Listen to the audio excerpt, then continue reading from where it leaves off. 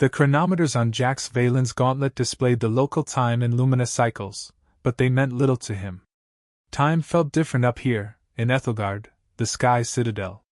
He wasn't even sure what day it was, or if days even mattered when you were suspended in the luminous, ever-shifting currents of the ether. He leaned against a railing of polished adamantite, a substance as clear as glass yet stronger than any alloy humanity had ever forged. Below, the city unfolded in a breathtaking panorama, a kaleidoscope of light and form that almost overwhelmed the senses. Ethelgard, he thought, was less a city and more a living sculpture, a testament to the artistry and ingenuity of the Lyrian people. It shimmered like a sapphire jewel, not merely reflecting light, but actively generating it. The source was the interplay of the ether currents, the invisible rivers of energy that flowed through Lumina Prime's upper atmosphere, and the city's architecture. Ethelgard wasn't built on the ether, it was woven into it, drawing power and life from its very essence. The adamantite structures curved and flowed, defying gravity with a grace that bordered on the impossible. Shimmering chronal fields rippled around the buildings, blurring their edges and creating an illusion of perpetual motion. Jaxx knew these fields weren't merely decorative. They were complex energy matrices, woven into the city's very fabric, manipulating the flow of time and space within Ethelgard itself. Some whispered that the wisest seers could tap into these chronal fields to see glimpses of the future, though he never met anyone who admitted to doing so. He watched as sky skiffs, sleek vessels crafted from iridescent materials, danced through the ether currents. Their routes were seemingly random, a chaotic ballet of light, but Jaxx knew each held a precise purpose, whether transporting diplomats, researchers, or merchants.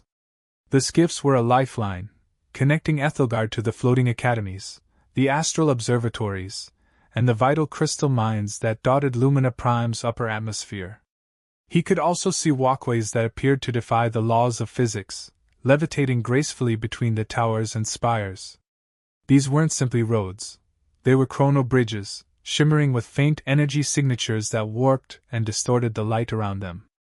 He was told that they were anchored into Lumina Prime's magnetic field, drawing power and stability from the planet's core, but that explanation never really felt complete. There was something more to the levitating walkways, something magical that eluded scientific understanding. Cascades of starlight poured from the city's higher levels, not water, but pure, concentrated luminescence. These weren't simply spotlights. They were streams of harvested starlight, filtered through complex prisms and woven into intricate patterns that illuminated the city below. The star cascades were said to hold restorative properties, replenishing the spirit and invigorating the body, washing away the stresses of a world constantly under pressure. Beyond the visual splendor, the air thrummed with ethereal sounds. Choral voices, distant and haunting, echoed from the heart of Ethelgard, their lyrics indecipherable, yet their tone deeply resonant. He was told these were the songs of the chronomasters, the ancient seers who guided the Astra Concordat, their voices resonating through the city's very bones. Interspersed with the choral voices were the delicate tinkling of wind chimes, crafted from crystals that sang in harmony with the ether currents. The glowing chronal trees themselves seemed to hum with a low, resonant frequency, a living orchestra of light and sound. Lumina Prime, the world beneath Ethelgard, was a spectacle of its own. Shrouded in perpetual aurora, it was a swirling canvas of violet, emerald, and crimson light. The planet's surface was rarely visible, lost beneath the shimmering layers of the atmosphere, a secret world hidden beneath a veil of celestial energy. It was a world that had suffered greatly, a world that had endured a cataclysmic event known as the Great Fracture, leaving it scarred and unstable. Ethelgard, in a sense, was both a sanctuary and a prison, built to protect its inhabitants from the world below, but also binding them to its fate. Ethelgard was more than just a city. It was a symbol of the Astra Concordat, an alliance forged from the ashes of the Great Fracture. It was meant to represent the best of Lumina Prime's surviving cultures, the Lyrian seers, the technological prowess of the Xylenites, the bioengineering mastery of the Sylvanites, all working together in harmony. It was a testament to unity, advancement, and the harmonious blend of magic and technology. Or at least, that's what the propaganda holos told them. Jaxx had seen the cracks in the facade, the tensions simmering beneath the surface. The burden of upholding that ideal, the weight of an entire world teetering on the brink, rested on the slender shoulders of one girl, the heir apparent. And Jaxx was beginning to suspect, soon it was going to rest on his own. The chronometers on Jaxx Vaelen's gauntlet displayed the local time in Lumina cycles, but they meant little to him. Time felt different up here, in Ethelgard, the Sky Citadel. He wasn't even sure what day it was, or if days even mattered when you were suspended in the luminous, ever-shifting currents of the ether. He leaned against a railing of polished adamantite, a substance as clear as glass yet stronger than any alloy humanity had ever forged. Below, the city unfolded in a breathtaking panorama, a kaleidoscope of light and form that almost overwhelmed the senses. Ethelgard, he thought, was less a city and more a living sculpture, a testament to the artistry and ingenuity of the Lyrian people. It shimmered like a sapphire jewel, not merely reflecting light, but actively generating it. The source was the interplay of the ether currents, the invisible rivers of energy that flowed through Lumina Prime's upper atmosphere, and the city's architecture. Ethelgard wasn't built on the ether, it was woven into it, drawing power and life from its very essence. The adamantite structures curved and flowed, defying gravity with a grace that bordered on the impossible. Shimmering chronal fields rippled around the buildings, blurring their edges and creating an illusion of perpetual motion. Jaxx knew these fields weren't merely decorative. They were complex energy matrices, woven into the city's very fabric, manipulating the flow of time and space within Ethelgard itself. Some whispered that the wisest seers could tap into these chronal fields to see glimpses of the future, though he never met anyone who admitted to doing so. He watched as sky skiffs, sleek vessels crafted from iridescent materials, danced through the ether currents. Their routes were seemingly random, a chaotic ballet of light, but Jaxx knew each held a precise purpose, whether transporting diplomats, researchers, or merchants. The skiffs were a lifeline, connecting Ethelgard to the floating academies, the astral observatories, and the vital crystal mines that dotted Lumina Prime's upper atmosphere. He could also see walkways that appeared to defy the laws of physics, levitating gracefully between the towers and spires. These weren't simply roads. They were chrono bridges, shimmering with faint energy signatures that warped and distorted the light around them. He was told that they were anchored into Lumina Prime's magnetic field, drawing power and stability from the planet's core, but that explanation never really felt complete. There was something more to the levitating walkways, something magical that eluded scientific understanding. The Lyrians were, above all else, custodians of knowledge. Ethelgard was more than just a city, it was a vast, living library, a repository of wisdom gathered over millennia and across countless worlds. The very air seemed to hum with the echoes of past discoveries, the weight of forgotten prophecies, and the boundless potential of the yet-to-be-known. Their reverence for knowledge wasn't born of mere intellectual curiosity. It was a survival imperative. The Great Fracture had taught them that ignorance was a weapon more deadly than any blade. To rebuild, to endure, and to prevent history from repeating itself, they had embraced learning as their guiding principle. This wasn't just about science and technology. It was about history, philosophy, art, and the delicate balance of the ether currents themselves. The most respected figures in Lyrian society weren't generals, politicians, or merchants, though they held their place, but the chronomasters, the scholars, the seers, and the keepers of the archives. These were the individuals who dedicated their lives to unraveling the mysteries of the universe, to understanding the threads of causality, and to safeguarding the collective wisdom of their people. The chronomasters, in particular, held an almost mythical status. They were believed to possess the ability to perceive the flow of time itself, to see glimpses of potential futures, and to guide Ethelgard along the most auspicious path. Their influence extended to every facet of Lyrian life, from economic planning to diplomatic negotiations, from scientific research to artistic expression. Their pronouncements were not treated as mere suggestions, but as sacred edicts, carefully weighed and followed with unwavering dedication. Jaxx had met a few chronomasters during his time on Ethelgard, but he found them enigmatic and unsettling. They spoke in riddles, their eyes distant and unfocused, as if they were constantly listening to voices that no one else could hear.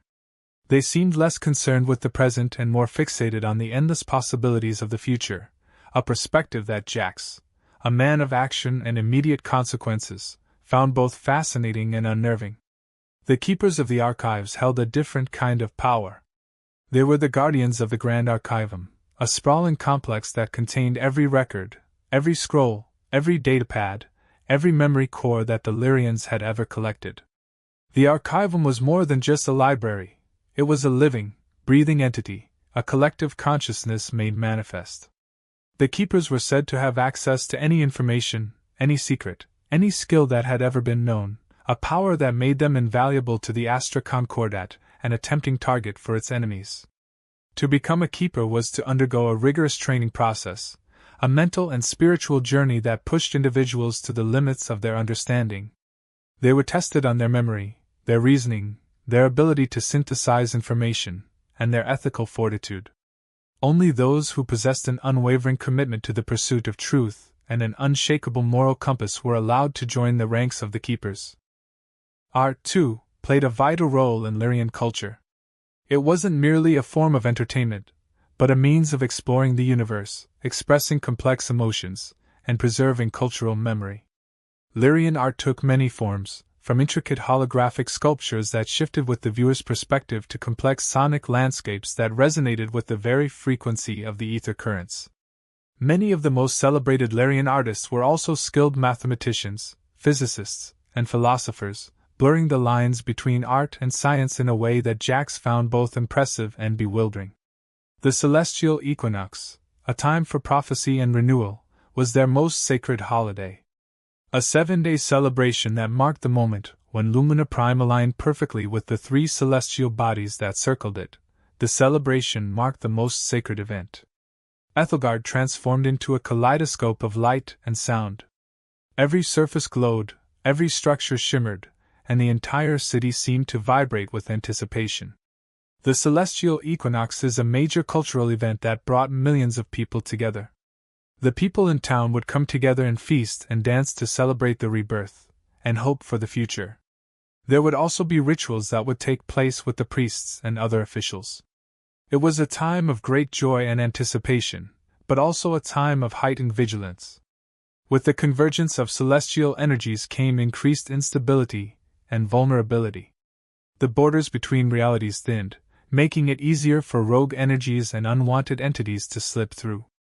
This is why the Chrono Guard was placed on high alert during the equinox, their vigilance a crucial safeguard against the unknown. One of the most important events of the celestial equinox was the proclamation of the heir apparent. During this ceremony, Lyra would step forward before the assembled populace of Lumina Prime and deliver her vision for the future. Her words would be carefully scrutinized, analyzed, and debated for months, shaping the political, social, and scientific landscape of the world. The people of Zephyria are excited to receive these orders, as she has been preparing for this for a very long time. However, a sinister force has made its move before the proclamation can be made. As the sky darkens above Ethelgard, only the strength of the planet and its citizens can help. The celebration was important to the Lyrian people. Each detail, the art, the music, the ceremonies, were meticulously designed to inspire hope, foster unity, and reaffirm their commitment to knowledge and foresight. Yet, despite all the beauty and grandeur, Jaxx sensed an undercurrent of anxiety, a subtle tension that belied the festive atmosphere. He saw it in the guarded glances of the Chrono Guard, in the hurried whispers of the diplomats, in the strained smiles of the Lyrian citizens. He couldn't quite put his finger on it, but something felt amiss, as if a shadow was creeping across the sunlit splendor of Ethelgard. That feeling intensified as he watched the grand zenith procession make its way through the city. The procession was an extravagant display of Lyrian wealth and power, a dazzling parade of floats, skyskiffs, and ethereal performers. However, amidst the spectacle, Jaxx noticed something that made his blood run cold. The first drop pod, designed to blow the vault open, began its descent. This invasion might change everything.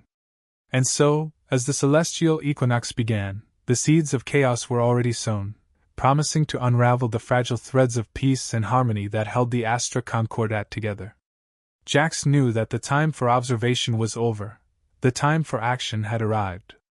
He dropped his empty synth coffee cup over the edge of the railing, the sound swallowed by the murmuring city below, and prepared to meet the storm head-on. The video has a thumbnail to attract new viewers and get them interested in what the video contains.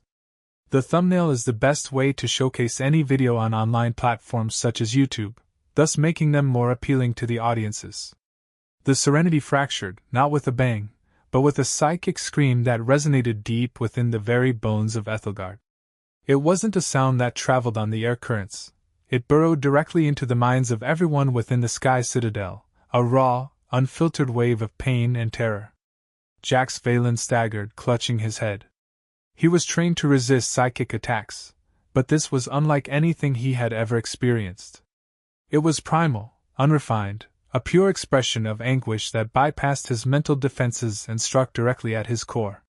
He felt a cold dread seep into his heart, a feeling of utter helplessness that was alien and terrifying.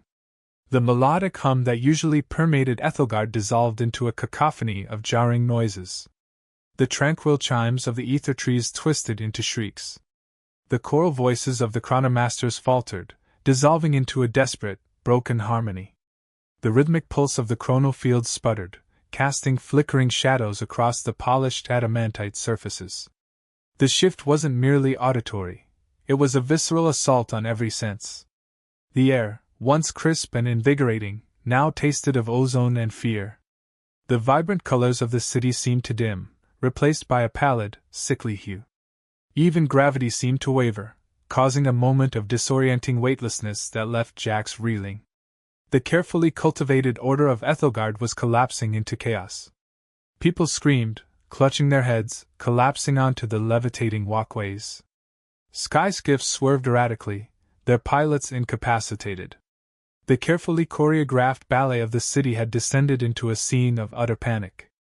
And then came the rifts. Tiny tears in the fabric of reality, they appeared first as shimmering distortions in the air, like heat rising from a forge. But they grew rapidly, twisting and expanding, their edges crackling with raw energy. The distortions were not simply visual phenomena. They seemed to emit a subtle, almost imperceptible hum, a sound that resonated with the psychic scream and amplified the feeling of dread. The largest of these chrono rifts appeared directly above the grand zenith procession, casting an ominous shadow over the celebration. It was as if the very sky was tearing itself apart, revealing a glimpse of the cold, uncaring void that lay beyond. The sudden appearance of the rifts had a devastating effect on the guiding constellations that illuminated Ethelgard. These weren't mere collections of stars. They were powerful constructs of etheric energy, carefully maintained by the chronomasters to provide guidance and protection. The rifts disrupted the flow of ether, draining the constellations of their power. One by one, the constellations sputtered and died, their radiant light fading into nothingness. The carefully charted skies, once a symbol of Lyrian order and foresight, dissolved into a chaotic jumble of dying stars. The sudden absence of light plunged sections of the city into darkness, amplifying the sense of panic and uncertainty. The grand zenith procession, meant to be a celebration of hope and prosperity, was now a scene of utter chaos.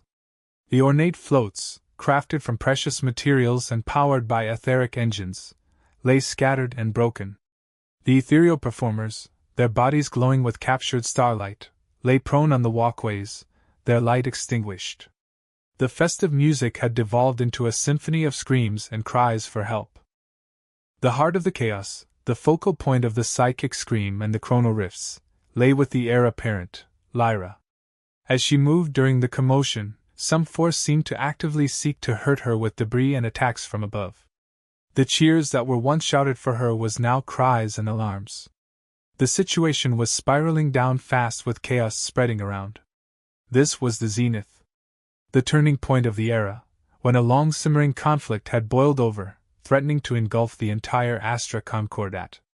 The whispers of doubt, the tensions simmering beneath the surface, had finally erupted, tearing apart the fragile peace that had held for so long. As chaos reigned supreme, one thing became terrifyingly clear: this wasn't just an attack, it was an assassination attempt on a galactic scale. And Lumina Prime, the jewel of the Concordat, was about to be shattered. Before the scream tore through the city, before the crimson rifts clawed at the ether, life on Lumina Prime had been a symphony of the mind and spirit, a delicate dance between progress and tradition. Jaxx had seen a lot of worlds in his long and brutal service with the Earth Defense Corps. He'd seen utopias built on lies and dystopias born of good intentions. Lumina Prime, at first glance, felt different, a genuine striving for something better. It was a stark contrast to the Earth he knew, the Earth of resource wars and corporate greed, of social divisions and endless conflict. Earth, he thought with a pang of melancholic nostalgia, was a world consumed by its own ambition, a world where progress often came at the cost of its soul. On Lumina, scientific curiosity was not just encouraged, it was revered. The Lyrians saw the pursuit of knowledge as a sacred duty, a means of unlocking the secrets of the universe and bettering the lives of all sentient beings. Their cities weren't sprawling jungles of metal and concrete, but rather living laboratories, where scientists and artists collaborated to create marvels of both technology and aesthetics. Jaxx had visited the Grand Astrogation Institute, a massive structure that housed hundreds of researchers dedicated to mapping the ether currents and charting the uncharted regions of space.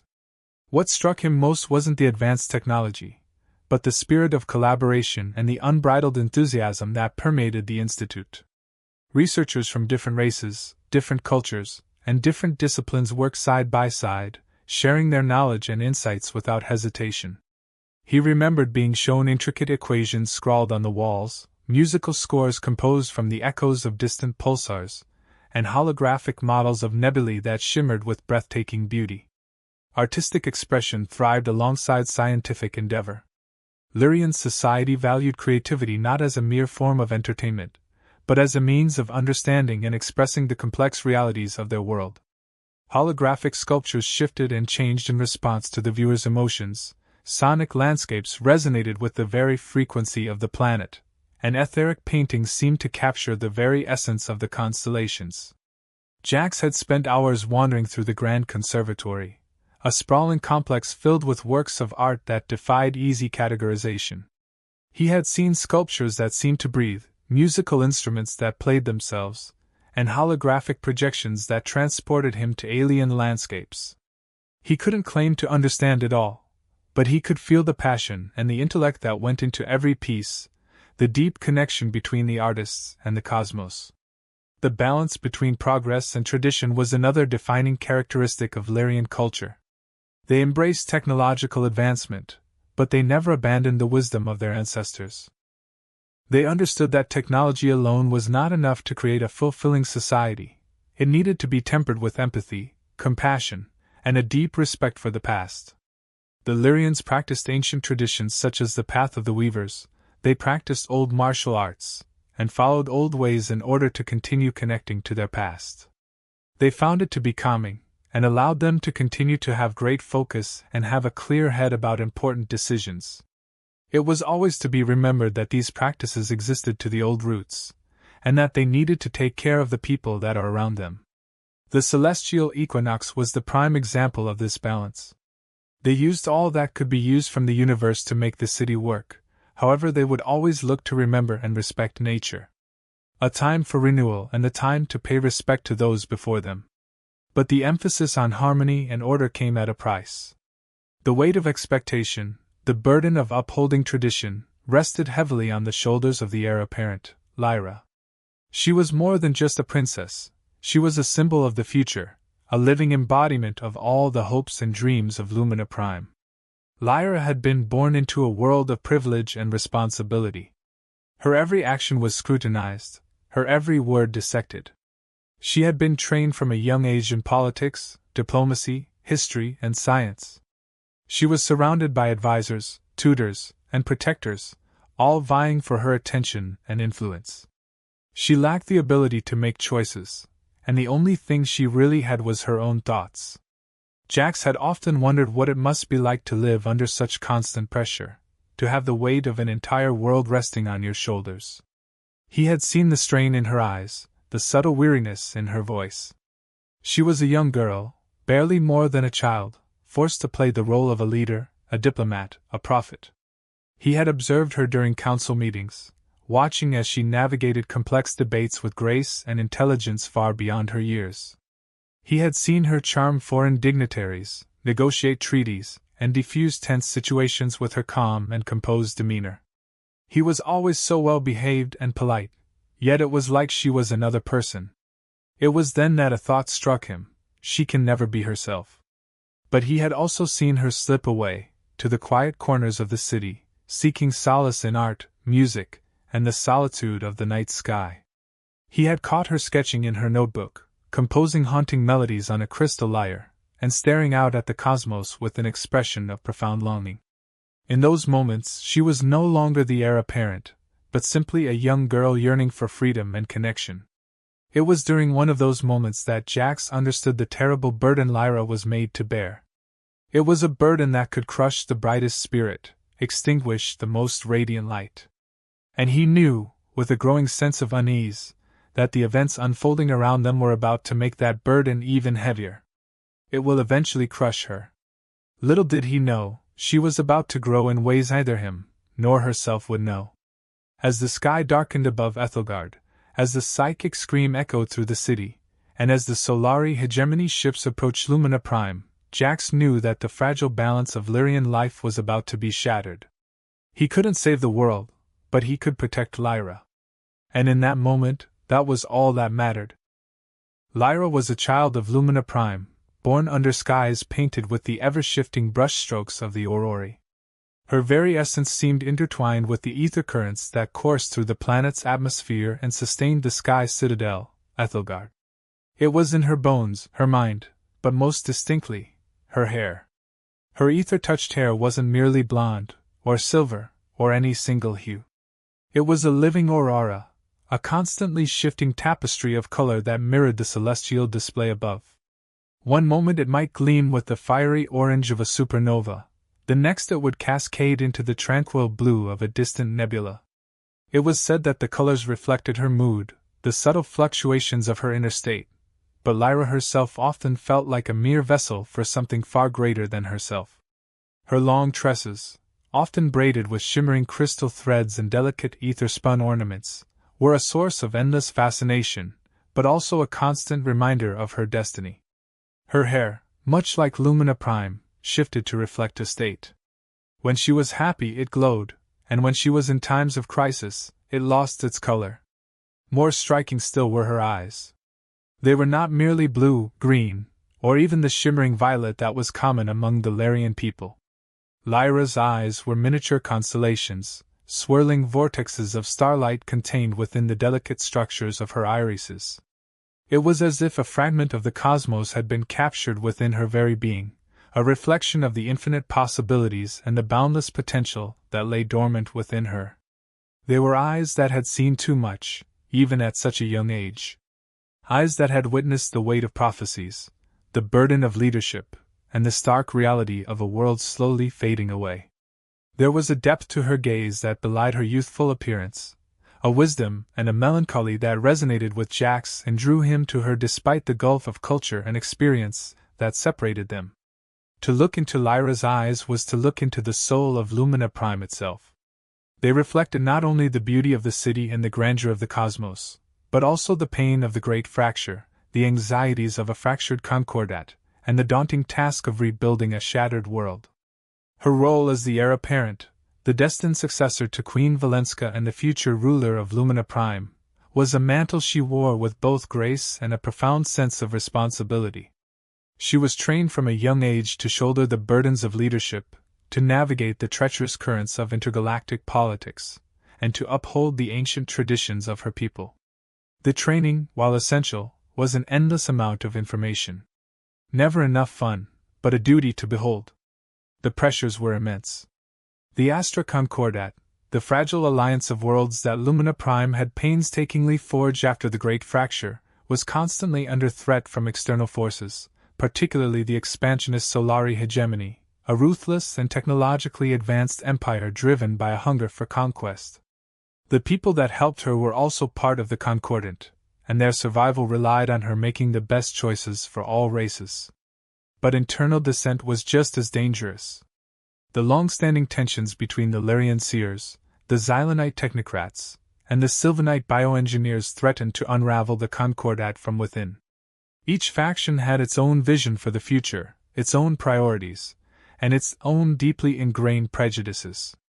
Lyra, as the future ruler, was expected to unite these disparate groups, to forge a common path forward, and to prevent the Concordat from collapsing into chaos. The weight of ancient prophecies, too, rested heavily upon her shoulders. She had been raised on tales of heroes and saviors, of chosen ones destined to avert catastrophic doom. The Lyrian seers believed that she was the key to unlocking Lumina Prime's true potential, that she possessed the ability to heal the wounds of the Great Fracture and restore balance to the world. But what if she failed? What if she proved to be unworthy of the prophecies? What if she was simply a flawed mortal, incapable of living up to the impossible expectations placed upon her? The weight of these questions bore down on Lyra, contributing to a deep sense of isolation. She was surrounded by people, but she felt utterly alone, separated from them by her status, her destiny, and the knowledge that her every action would be judged by future generations. She was a prisoner of her own legacy, trapped within the gilded cage of Ethelgard. This solitude led Lyra to the study of ancient and future relics, looking to see what Lumina had in store for her. Looking out at the galaxy and the space between stars made her wonder, am I enough? Or is the universe far too vast to be saved by one, or even several, such as I? Her mind was a sanctuary, where the stories of the past mingled with the possibilities of the future, where logic and reason could coexist with imagination and intuition. She devoured every scroll, every datapad, every holographic record she could find, absorbing the knowledge of her ancestors and the wisdom of the ages. She would often seek refuge on the highest spires of Ethelgard, where she could gaze out at the vast expanse of the cosmos and lose herself in the endless tapestry of stars. She knew that, in the grand scheme of things, Lumina Prime was but a tiny speck of light in the infinite darkness. But she also knew that, to the people who lived there, it was everything. The more she learned, the more she realized the enormity of the task before her. The weight of expectation pressed down on her, threatening to suffocate her. And yet, something within her refused to break. A spark of resilience, a flicker of determination, burned brightly within her soul. Despite the burden of her destiny, despite the isolation and the pressure, Lyra possessed an unwavering sense of purpose. She truly believed that she could make a difference, that she could help to build a better future for Lumina Prime and the Astra Concordat. It was this belief, this unwavering commitment, that allowed her to endure, to persevere, and to face the challenges ahead with courage and grace. That and one key belief that she had been taught at a young age to protect all that she cared for, at all costs. It had become a personal motto that she would carry with her for the rest of her life. And unbeknownst to her, her destiny was about to collide with that of a battle-scarred human soldier, a man who knew nothing of prophecies and destiny, but who understood, in his very bones, the importance of courage, sacrifice, and the unwavering defense of the innocent. Their meeting, in the heart of chaos, would set in motion a chain of events that would reshape the destiny of Lumina Prime, and perhaps, the entire galaxy. The storm, as they say, was coming. Archon Selene moved with the practiced precision of a chronometer, each step deliberate, each gesture economical. Her presence commanded attention, not through theatrical displays of power, but through an aura of quiet competence and unyielding resolve. She was the embodiment of Lyrian stoicism, a bulwark against chaos, and the unwavering hand that guided the Chrono Guard. Selene hadn't always been Archon. She began, as all guards did, at a young age and trained fiercely to the most extreme degree. From the age of 6 she devoted herself to the Chrono Guard, a sacred order tasked with protecting the Lyrian throne and defending Ethelgard from all threats, both internal and external. She had risen through the ranks with astonishing speed, mastering every weapon, every tactic, every discipline that the Guard had to offer. She earned a high rank of respect when she had not lost a single member of the Queen's Guard. Her discipline was legendary. She slept only when necessary, ate only what she needed, and spent every waking moment honing her mind and body into a perfect instrument of defense. She excelled at every skill required of a chrono guard: mastery of energy weapons, hand-to-hand combat, strategic thinking, and the subtle art of manipulating the ether currents. It was as if she was designed to be a protector, an unyielding shield against the darkness. Beneath that stoic exterior, however, burned a fierce intellect and a deep-seated concern for the future of Lumina Prime. She understood, perhaps better than anyone, the precariousness of their situation, the constant threat of the Solari hegemony, and the internal divisions that threatened to tear the Astra Concordat apart. She spent countless hours poring over strategic simulations, analyzing enemy tactics, and developing contingency plans for every conceivable scenario. She studied the ancient prophecies, searching for clues, for warnings, for any advantage that might help her protect her people. She never rested, never relaxed, always driven by the relentless pressure of responsibility. Her uniform reflected this pragmatism. It was stark and efficient, designed for function rather than display. Composed of interlocking plates of hardened polymer and shimmering etherweave, it was lightweight, flexible, and capable of deflecting even the most powerful energy blasts. The helmet, faceless and impersonal, concealed her features, emphasizing her role as an embodiment of duty and selflessness. But it was her eyes that betrayed the depths of her soul. Jaxx had seen them in unguarded moments, fleeting glimpses of warmth, of sadness, of a deep-seated longing for a world free from conflict. Those eyes, so intense and focused, were also windows into a heart that cared deeply for the people she was sworn to protect. Nowhere was this more evident than in her relationship with Lyra. Selene had been Lyra's protector, tutor, and confidant since the heir apparent was a small child. She had guided Lyra through the trials and tribulations of her training, nurturing her intellect, strengthening her spirit, and preparing her for the immense responsibility that lay ahead. Their relationship was complex, a delicate balance between duty and affection. Selene treated Lyra with the respect and deference due to a future ruler, but she also cared for her with the warmth and tenderness of a mother. She knew that Lyra needed to be strong, resilient, and independent, but she also understood that she was still a young girl, in need of guidance, support, and love. Balancing those two roles was a constant struggle. Selene often found herself caught between the dictates of tradition and the urgings of her own heart. She wanted to shield Lyra from the harsh realities of the world, but she also knew that Lyra needed to face those realities if she was to become a truly effective leader. She never wanted anything to happen to Lyra, as she was supposed to be the true protector. She has failed her. As the attack was launched, she was there with Lyra as they protected the Queen. As the leader of the Chrono Guard, Selene was responsible for Lyra's safety above all else. She had drilled her guards relentlessly, implemented the most advanced security protocols, and maintained a constant vigilance against any potential threat. So she now feels guilty. If she could have done better, this could not have happened. But she knew that no amount of preparation could guarantee Lyra's safety. She knew that the universe was a chaotic and unpredictable place, and that even the most meticulously laid plans could be undone by a single, unexpected event. She didn't know that it would be something inside that would cause the most damage. The psychic scream that tore through Ethelgard, the appearance of the chrono rifts, and the impending arrival of the Solari hegemony fleet had shattered her carefully constructed world, revealing the vulnerability of her position and the fragility of Lyra's safety. As she prepared for the coming storm, she knew that the stakes had never been higher, and that the fate of Lumina Prime rested on her shoulders. She would take the blame. But at her deepest core she knew what to do. She will protect Lyra, no matter what is to come.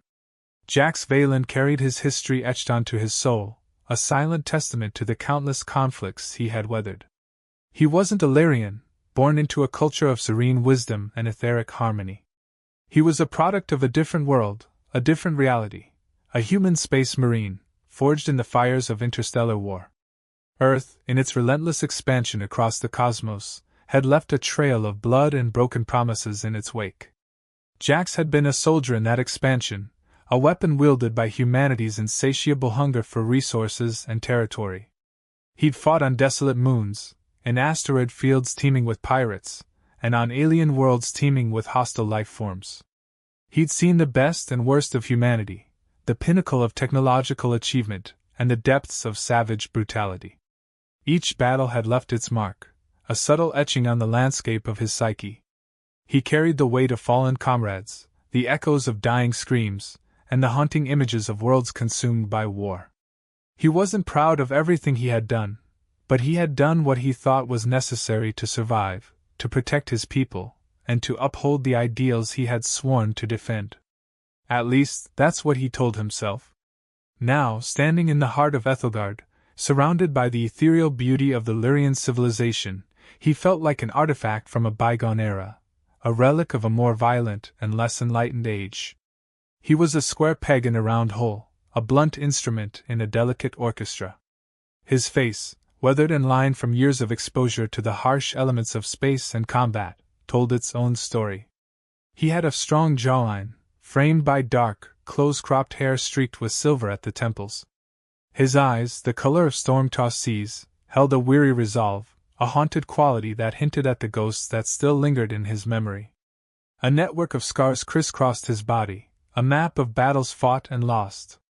A long, jagged scar bisected his left eyebrow, a souvenir from a close encounter with a Xylanite energy blade. A cluster of smaller scars marred his right hand, remnants of a firefight with a particularly vicious species of space pirates. Each scar was a reminder of the price he had paid, of the sacrifices he had made, and of the battles that still raged within him. He carried his history not as a badge of honor, but as a burden, a weight that threatened to drag him down into the darkness. It was the reason he had accepted the posting to Lumina Prime, the reason he had sought to escape the endless cycle of violence and conflict. He had hoped to find peace, to find redemption, to find a way to atone for the sins of his past. But peace, he was quickly learning, was a difficult thing to find, even in a place as seemingly idyllic as Ethelgard. He found himself torn between his role as a diplomat and his combat instincts, struggling to reconcile the demands of peaceful negotiation with the ingrained habits of a lifetime of war. As a diplomat, he was expected to be patient, understanding, and respectful of alien cultures, even when those cultures clashed with his own deeply held beliefs. He was tasked with building bridges, forging alliances, and promoting cooperation amongst the disparate members of the Astra Concordat. But as a space marine, he was trained to be decisive, ruthless, and utterly uncompromising. He was taught to assess threats quickly, to neutralize enemies efficiently, and to always prioritize the safety and security of his own. The two roles were often at odds, creating a constant tension within him, a battle between his past and his present. The Lyrians, with their emphasis on knowledge, foresight, and ethereal wisdom, were a stark contrast to the direct, pragmatic, and often brutal nature of humanity. Jaxx struggled to understand their complex rituals, their convoluted political maneuvering, and their seemingly endless capacity for philosophical debate. He was a man of action, a man of the trenches, a man who preferred the clean, decisive clarity of combat to the messy ambiguity of diplomacy. Yet, he knew that the fate of Lumina Prime, and perhaps the entire Astra Concordat, depended on his ability to bridge that cultural divide, to find common ground with these alien beings, and to convince them to stand together against the encroaching darkness. Jaxx's most prominent trait was his deep-seated sense of justice, his unwavering commitment to doing what was right, even when it was difficult or unpopular. It was this sense of justice that had driven him to enlist in the Earth Defense Corps in the first place, to fight against oppression, to defend the weak, and to uphold the principles of freedom and equality. The only problem with the Earth Defense Corps was that everything that they stood for was backwards. And as one of the key players within the Corps, he was part of the problem. As such, this made Jaxx feel guilty for all the actions of his former employers and friends. A stain that was now on his soul. It was this same sense of justice that now compelled him to protect Lyra, to safeguard her future, and to ensure that Lumina Prime remained a beacon of hope in a galaxy filled with darkness. He saw in her not just a ruler, but a young girl struggling to find her way, a soul burdened with an impossible responsibility. He felt a deep sense of empathy for her, a desire to shield her from the harsh realities of the world, and to help her realize her full potential. It was that sense that ultimately was what the Queen had seen within him. In that sense, he realized that she would have always made the right decisions if it came down to it. It was that thought that allowed him to be at peace with his past and focus on the future. Jaxx knew deep down that he was an outsider, a catalyst for change. He wasn't meant to be a permanent fixture in Ethelgard, but rather a temporary force, a spark that would ignite a new era of hope and prosperity for Lumina Prime. With the events of the assassination, he knew that time was running out. The lines were about to be drawn, and he would be forced to choose a side. He could either retreat, back to the familiar world of human conflict and interstellar warfare, or he could embrace his new destiny and stand alongside Lyra, defending her world and her people against the encroaching darkness. The choice, he knew, was not his alone to make. It was a choice that would be made by fate, by circumstance, and by the unpredictable forces that shaped the destiny of the galaxy. All he could do was prepare himself, to hone his skills, to steel his resolve, and to be ready for whatever came next. The responsibility that was placed upon him was something that would test him for the remainder of his life. The piercing psychic scream had been merely a prelude, a cacophony meant to mask a far more subtle and insidious operation. The true horror of the celestial equinox didn't lie in the raw display of power, but in the chilling efficiency of the plot that unfolded in its wake. The initial reports spoke of system failures, of rogue chronal energies, of accidents and isolated incidents. But Jaxx, his combat-honed senses screaming in protest against the manufactured chaos, saw a different pattern emerge. He noticed the subtle inconsistencies in the security logs, the carefully veiled transmissions, and the calculated timing of each event. It wasn't a random attack, it was a meticulously orchestrated operation, designed to exploit the city's vulnerabilities and create a window of opportunity for the kidnappers to strike. The screaming was a smokescreen. An incredibly effective smokescreen. The grand Zenith procession, meant to be a symbol of unity and strength, became a stage for deceit. Skilled operatives, disguised as members of the royal entourage, had infiltrated the procession weeks prior, laying the groundwork for their operation. They manipulated the city's security systems, rerouting patrol patterns, disabling sensors, and spreading disinformation through the Ethernet, Lumina Prime's version of the Internet. The hijacking of heir apparent Lyra's transport, a routine maneuver meant to bring her to the proclamation ceremony, was executed with chilling precision. A high-ranking member of the Astra Concordat Council, a man named Councillor Theron, a prominent figure who was once highly respected, but had fallen to the manipulations of the Solarii hegemony, issued a set of fake orders. These orders, transmitted through encrypted channels and bearing the Archon's seal of approval, obtained through bribery and subtle mind manipulation, diverted Lyra's transport to a remote docking bay on the outer edge of Ethelgard. It was a secluded location, far from the prying eyes of the public, where the kidnappers could execute their plan without interference. This councilman had to live with the guilt of his actions, and they were truly unforgivable. Jaxx, driven by an instinct born of countless battles and years of training, began to piece together the fragmented information. He bypassed official channels, relying instead on his own network of contacts, informants, security personnel, and disgruntled technicians, who trusted him more than they trusted the official narrative. He accessed hidden data streams, cross-referenced log entries, and analyzed energy signatures, slowly building a clear picture of the conspiracy. He discovered the fake orders, identified the compromised security systems, and tracked the transport's diverted course. Each piece of information confirmed his growing suspicion. This wasn't just an abduction, it was an act of treachery, orchestrated from within the heart of the Astra Concordat.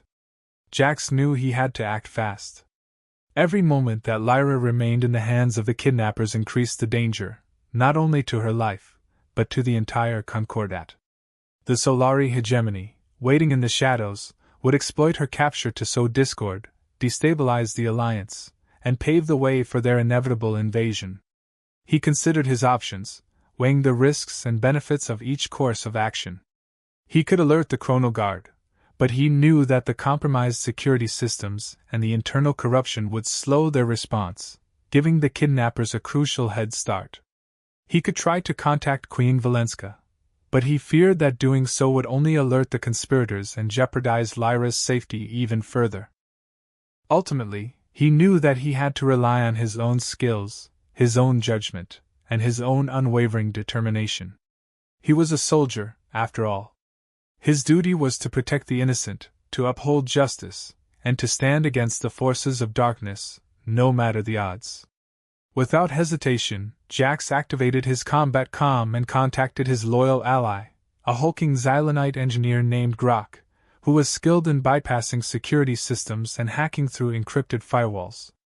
"Grok, I need you to trace a transport signature," Jaxx said, his voice low and urgent. "It's carrying the heir apparent.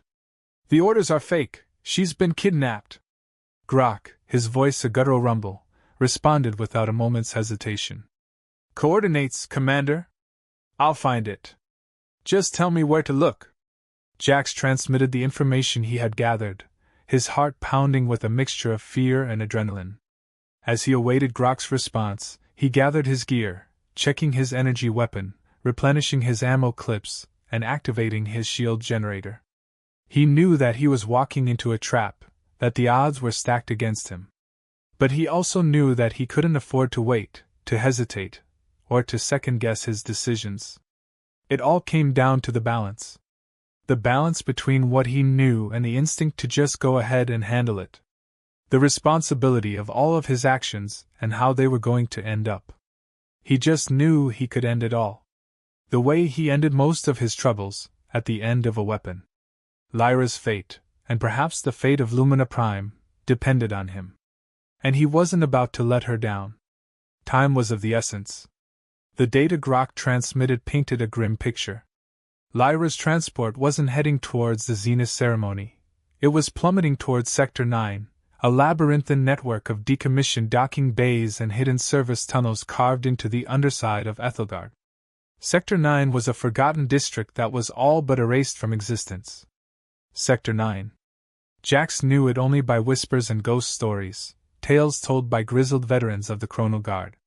It was a ghost port, a relic of a more expansionist era, a forgotten space base built to support Lumina Prime's ambitions to explore and exploit the resources of the surrounding star systems.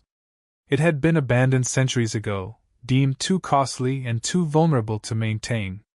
The place was all but lost to time. Now Sector 9 had become a haven for smugglers, pirates, and black marketeers, a place where the rules of Ethelgard didn't apply and where anything could be bought or sold for the right price. It was a dangerous place, a place where shadows thrived, and Jaxx knew that Lyra was walking into a trap far more intricate and deadly than any he had previously imagined. As his skyskiff descended towards Sector 9, Jaxx braced himself for the inevitable chaos. The once orderly ether currents above Ethelgard now churned with turbulent energy, creating unpredictable crosswinds that buffeted the vessel violently. The air crackled with static, disrupting his comms and blurring his sensors.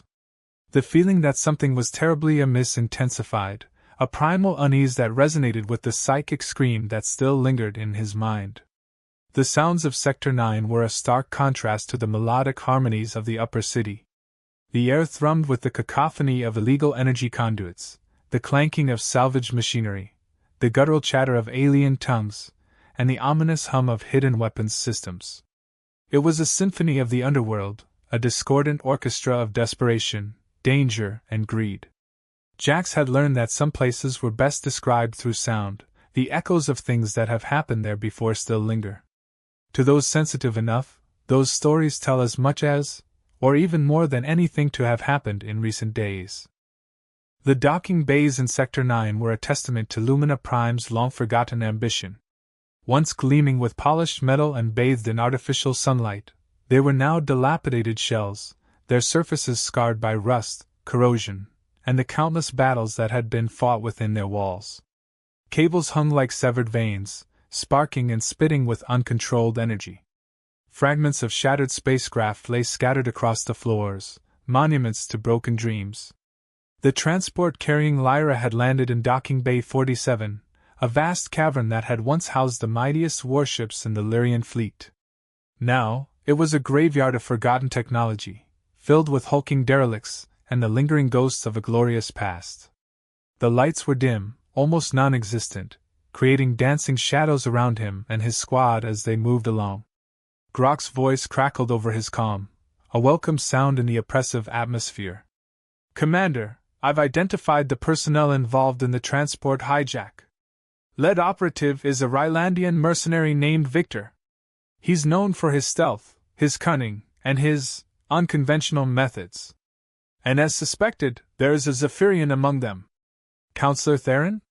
Jaxx asked, his voice laced with a mix of disbelief and anger. "Affirmative, Commander. Signature matches. He's being shielded by heavy encryption, but I'm confident it's him." The hegemony was pulling strings, and now it was all starting to make sense.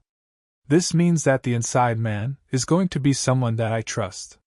"Great," Jaxx responded, his tone grim. "Anything else, Grok?" "Victor has a secondary escort ship prepped for launch that matches the ships from Solarii hegemony.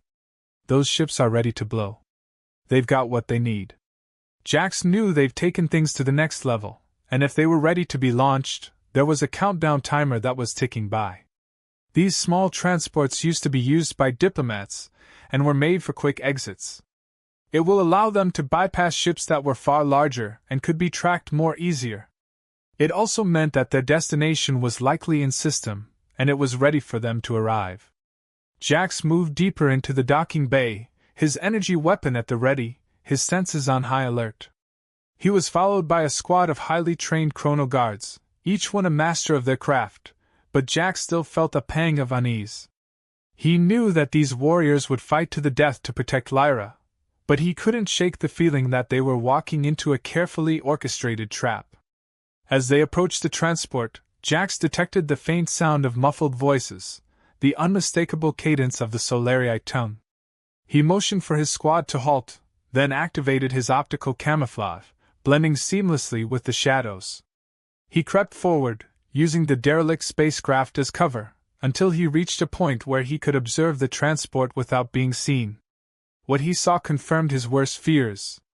Lyra was strapped to a support, and was being guarded by a heavily armed Solarii mercenary. He would not let her be scared for long, as his resolve only grew stronger. There was another group of soldiers that waited, to ensure the job was carried out. The scene was prepared for the launch, and as they approached, more and more of their sensors went down to stop incoming interference. The pieces fell into place.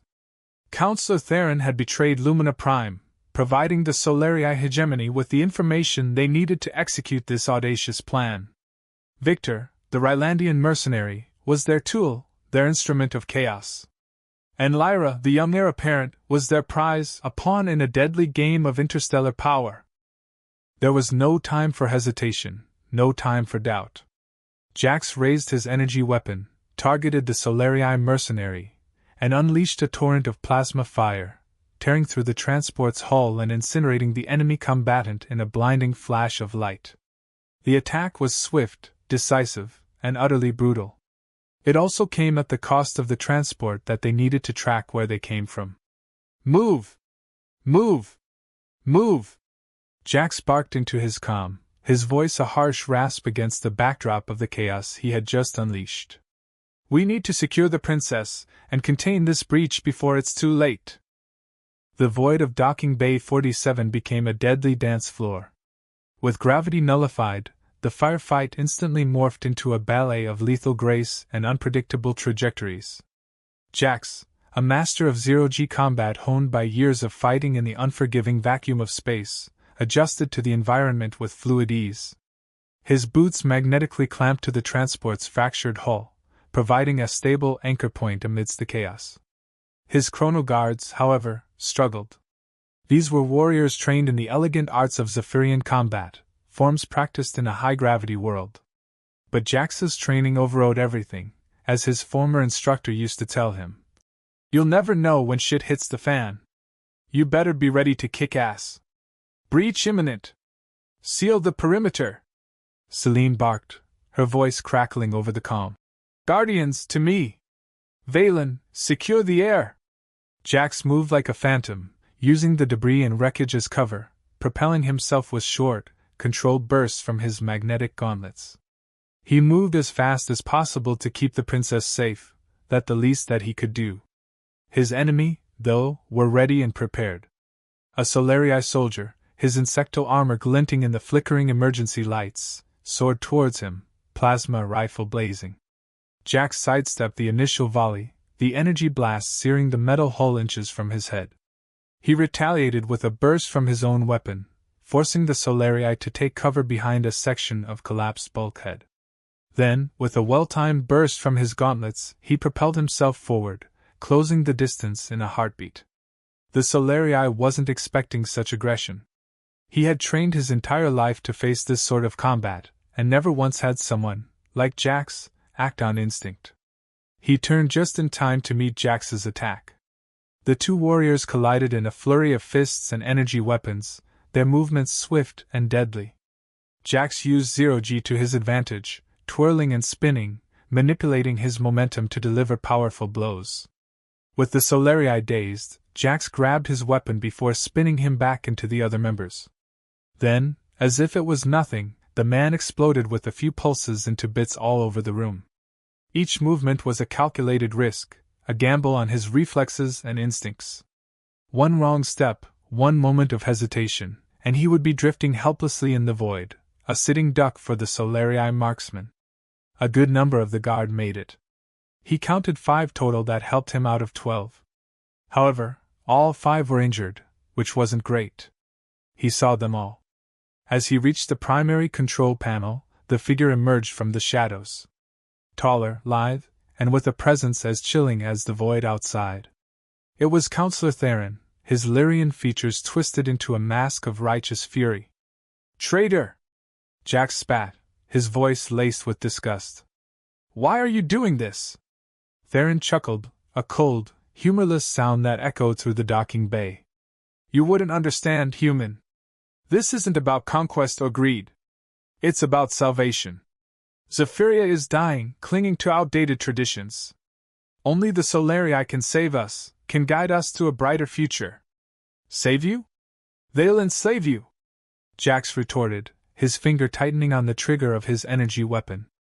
"Enslavement is a small price to pay for survival," Theron said, his eyes gleaming with fanaticism. "Lyra must realize this. The hegemony has promised to give our children a future." "It sounds like you are making a deal with the devil," said the injured and tired Jaxx. "What happens when they take away your home as well?" "Silence. I've given them a promise they'd like to keep. I just need to be the leader." "You're delusional," Jaxx said, shaking his head. "They're using you. You're nothing more than a pawn in their game. I won't allow you to corrupt her with your lies and misguided ideals."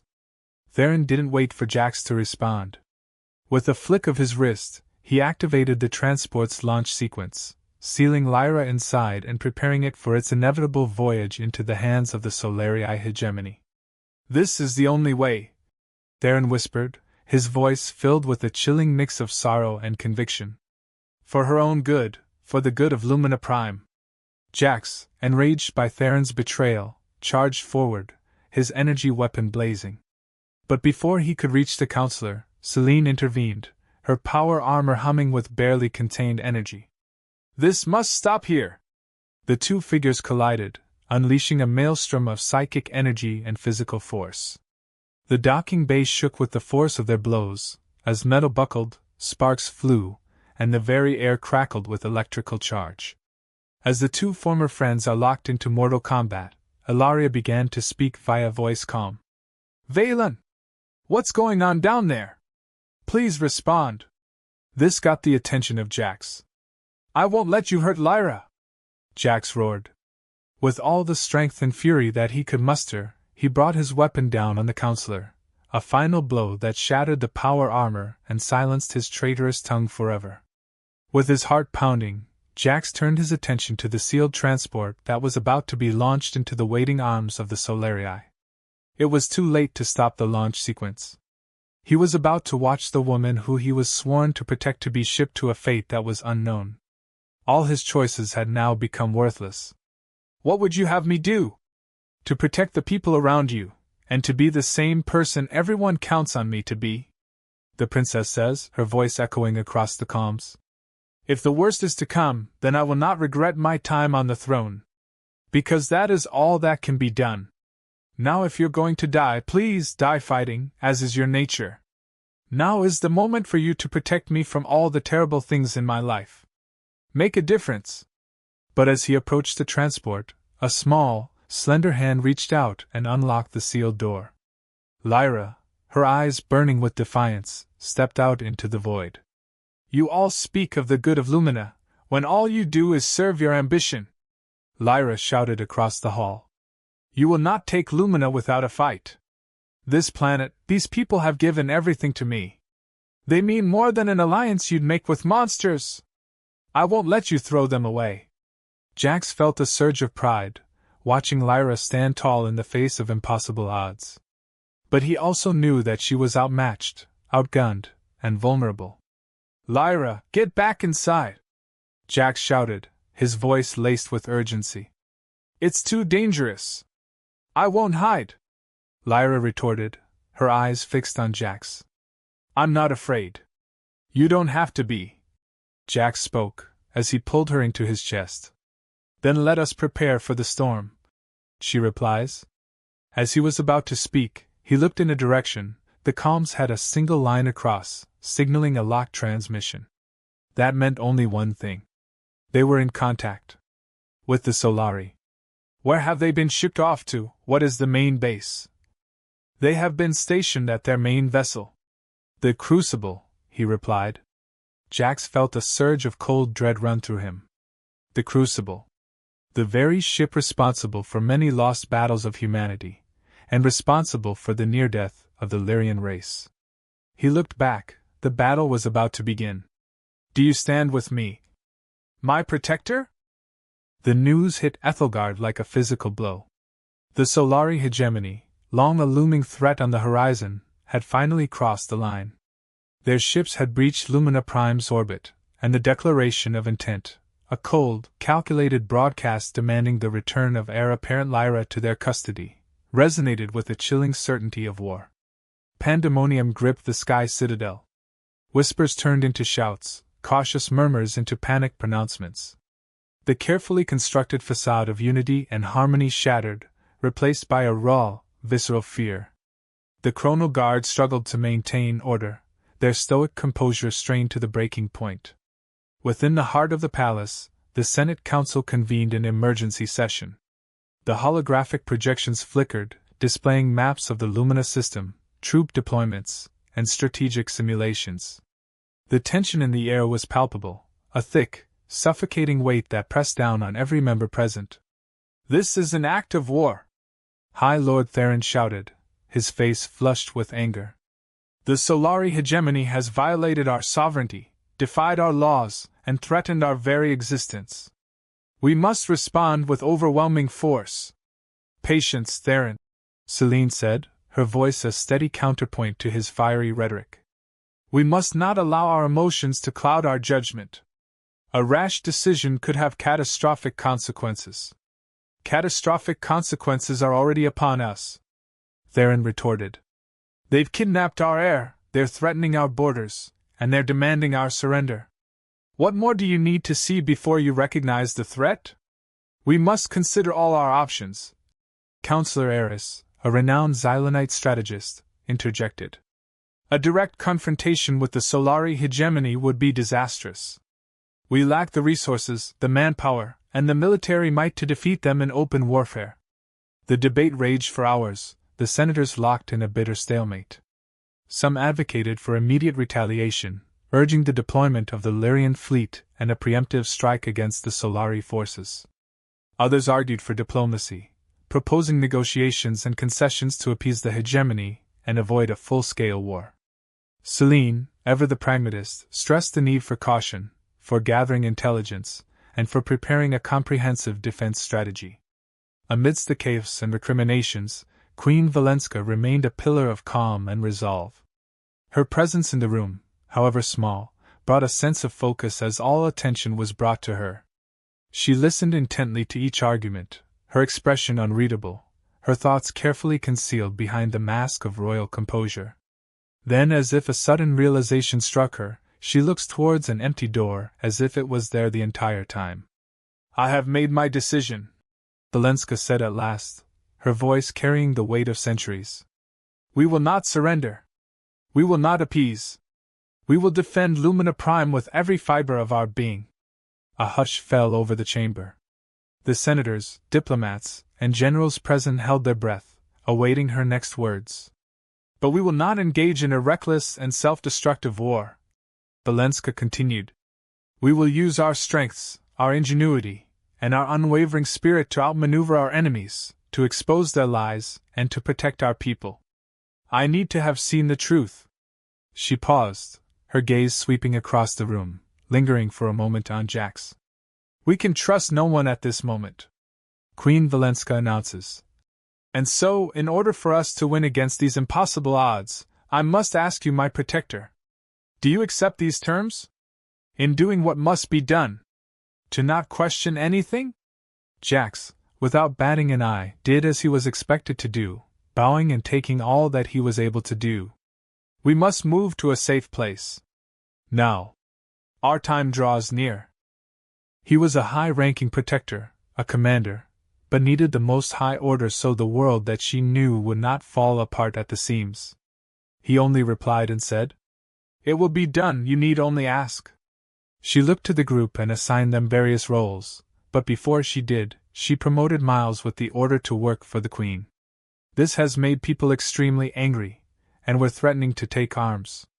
In the history of Zephyra, there has never been an outsider given such a high rank, as it has always been a Lyrian.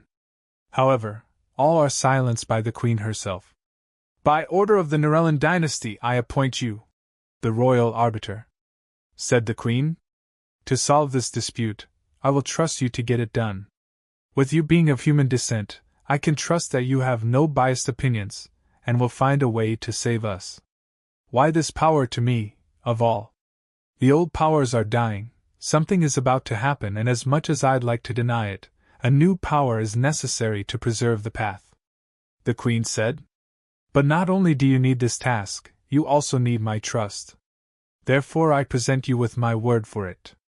Power and authority in an instant. How would Jaxx handle this situation? Jaxx responded to the rest of the group that all this squabbling needed to stop, or else they would be destroyed. However, during the conversation with the council, Jaxx noticed that one of them kept avoiding eye contact. He already knew what he was about to do, with the evidence that has come through.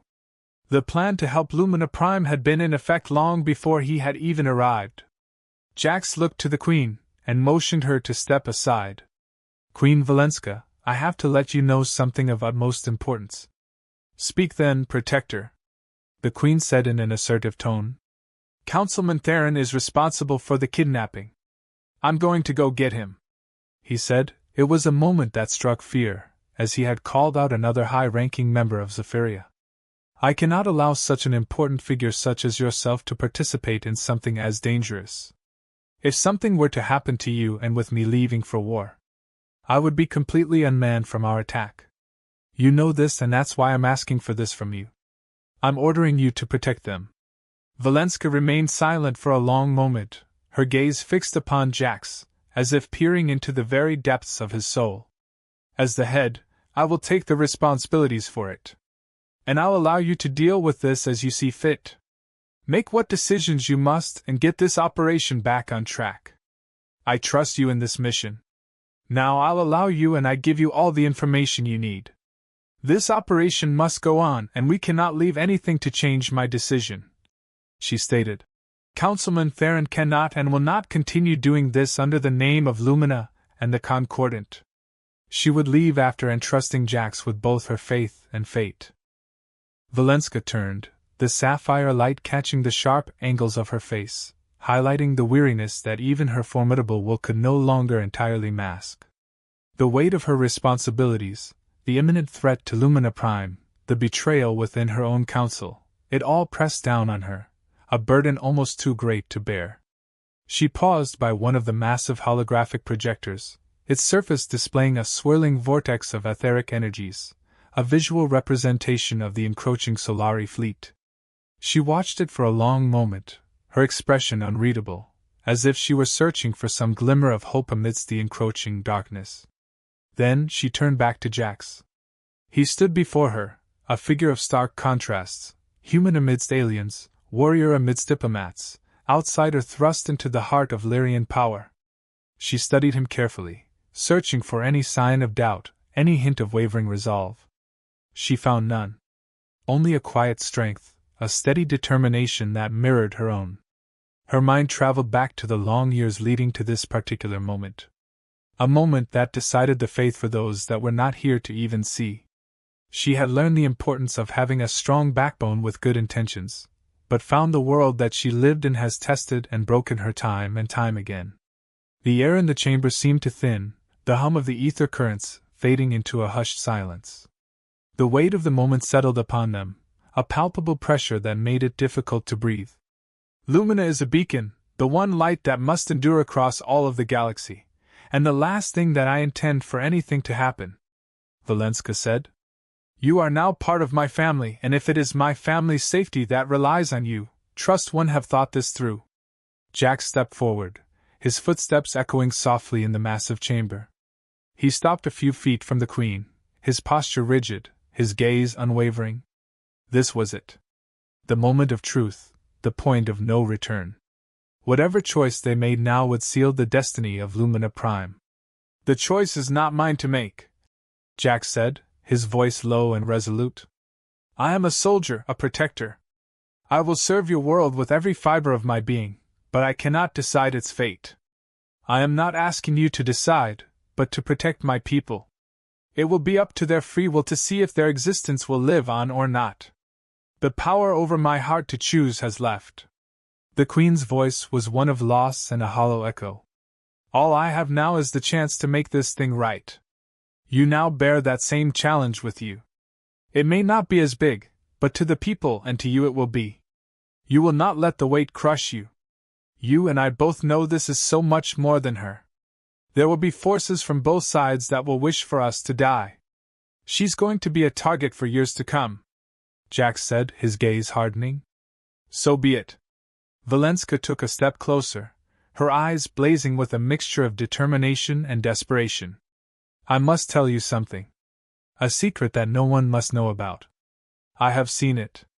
Ilaria came. She grabbed the hand of her mother and put it together with Vaelen's as their destinies were now intertwined with the threads of fate. I want to do it all together. All of us. She mentions. Whatever happens, happens as long as we are all together. The two of them nodded. I will protect you. Both spoke, as a promise of protection for one another would be held together. This promise also has a caveat. This vow would mean death. Death for all who threaten what is to come. Jaxx felt a shiver run down his spine. He knew that whatever Valenska was about to reveal, it would change everything. That is where I will end it, as there will be a large world where this will go.